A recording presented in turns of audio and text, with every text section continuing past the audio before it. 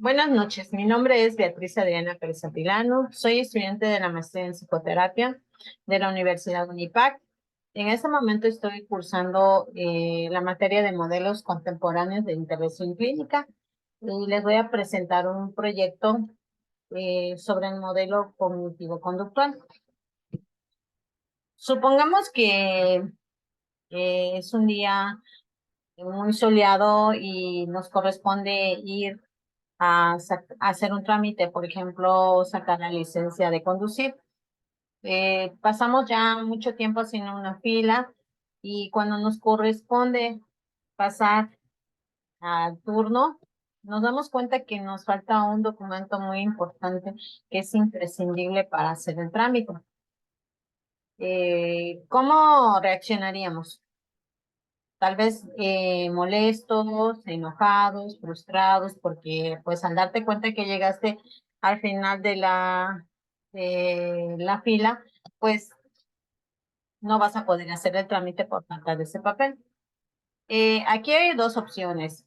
O tomas las cosas con enojo, con ira, o cambias ese pensamiento negativo a uno positivo por el tomar las cosas calmadamente, como poder pensar de alguna forma, bueno, ya que no pude realizar ese trámite hoy, pues tal vez lo pueda hacer mañana, tendré más cuidado al acomodar mis documentos y ver que no me falte para poder completar mi trámite. De esa forma estamos tomando ese momento que fue negativo, lo estamos convirtiendo en algo positivo. Es así como trabaja el modelo cognitivo-conductual. Cambiar nuestro pensamiento a una conducta positiva. Mm, de esta forma les hablo un poco del tema a través de la introducción.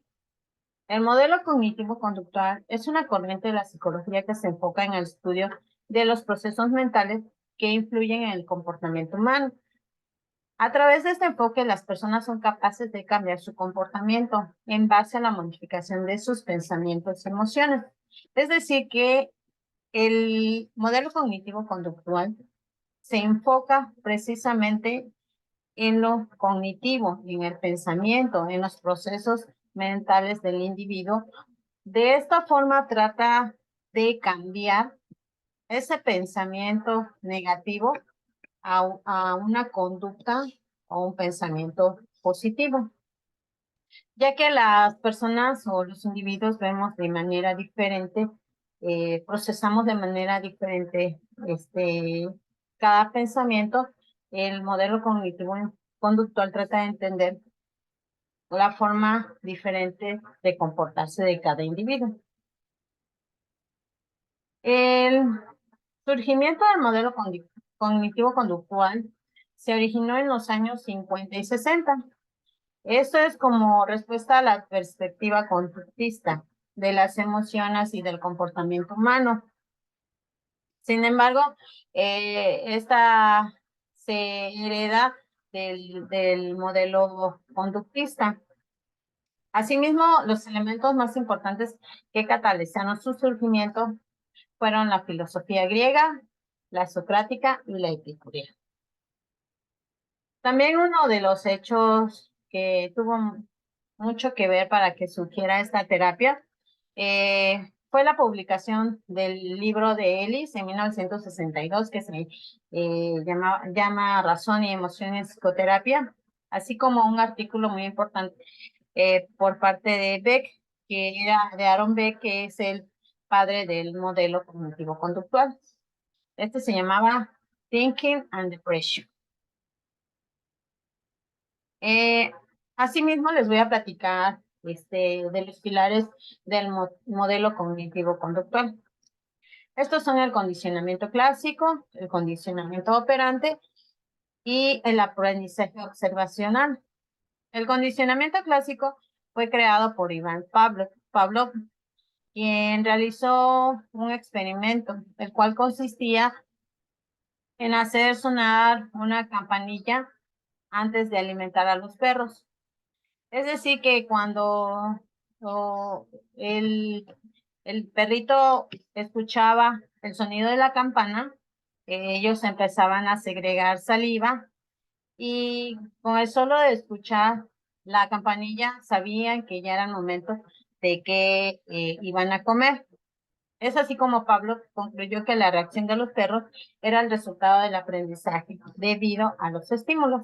Esto es lo que es el condicionamiento clásico. El condicionamiento operante se basa en la aplicación del castigo premio frente a los determinados comportamientos. Por ejemplo, si a una acción le sigue un resultado positivo, queremos repetir esta acción para volver a tener ese resultado positivo. Por lo tanto, se trata de una nueva forma de aprender. Es decir, supongamos que un competidor en atletismo gana, después de tanto esfuerzo, gana un premio. Debido a ese estímulo, va a querer volver a repetir esa acción para poder obtener ese premio. El aprendizaje observacional se refiere a que las conductas se aprenden a través de la observación de otras personas. Por ejemplo, los hijos observan a sus padres, lo que dicen, lo que hacen, cómo se visten, cómo se conducen en la sociedad, cómo comen, entre muchas otras cosas. Es decir, si un niño ve que el padre pelea o discute con su mamá, ese niño va a aprender que la violencia o que la violencia verbal es normal. Si un niño aprende de sus padres que puede dar amor, ese niño va a encontrar y va a dar lo mismo porque está aprendiendo de sus padres, ya sea positivo o negativo. Eh, Les voy a hablar un poquito de las características del modelo cognitivo conductual. Este pone su atención en el presente, considera los esquemas cognitivos y considera el problema de los hábitos. También trabaja a través de dos vías. Pone su atención en el presente, dice, parte de una percepción biopsicosocial de un individuo y asume que la manera de pensar, de sentir y de comportarse de las personas es un proceso dinámico y cambiante. Por ello no busca la causa del problema en el pasado remoto de la infancia, sino en el presente. Es decir que a diferencia de otros modelos, eh, por ejemplo, podemos citar el modelo de psicoanálisis, que ese modelo se centra en el pasado. El modelo cognitivo conductual se centra en el presente del individuo. De esa forma, logra que poder obtener, eh, llegar a la meta y la sanación del paciente. Considera los esquemas cognitivos. Una de las funciones de la terapia cognitivo-conductual es lograr un cambio a partir de los llamados esquemas cognitivos. Estos son algunos, son un sistema que se basa en pensamientos, creencias y sentimientos recurrentes, donde las personas interpretan lo que sucede, incluyendo su propia identidad. También consideran el problema de los hábitos. Es algo parecido a un programa de entretenimiento en donde se pretende alcanzar cambios en una sola sesión, sino que la mejoría va apareciendo de una manera gradual. Es decir, que los objetivos que se pretenden lograr con el paciente se van alcanzando de una manera gradual, es decir, paso a paso, hasta encontrar la mejoría.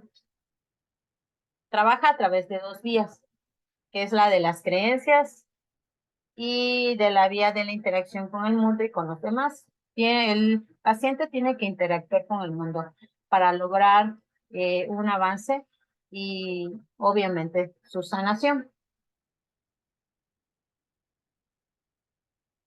Les voy a hablar un poquito de los principios de la terapia cognitivo-conductual.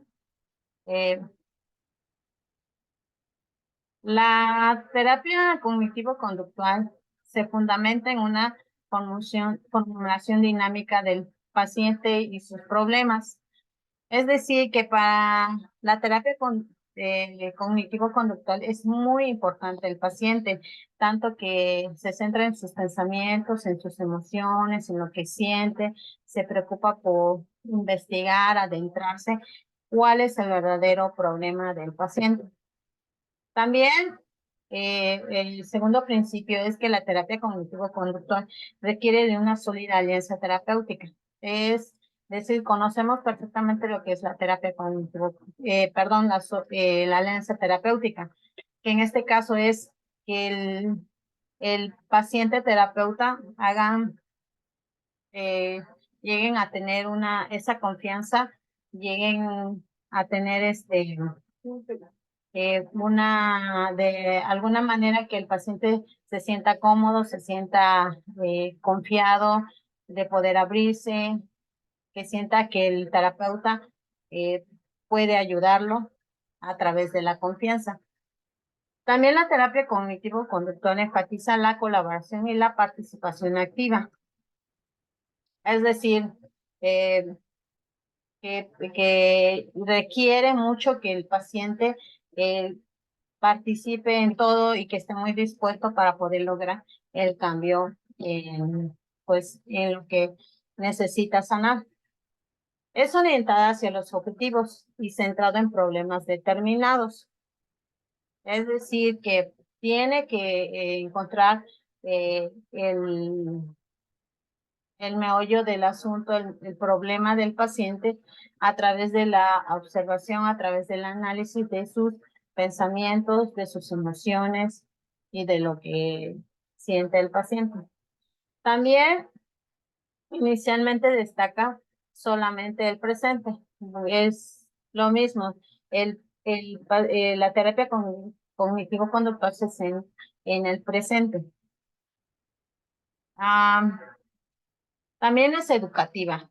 ¿Por qué es educativa? Pues porque el paciente hace lo que el terapeuta le indica para poder llegar a la sanación de su trastorno. También tiene un límite de tiempo. Hay otros tipos de terapia donde pueden llevar muchos años.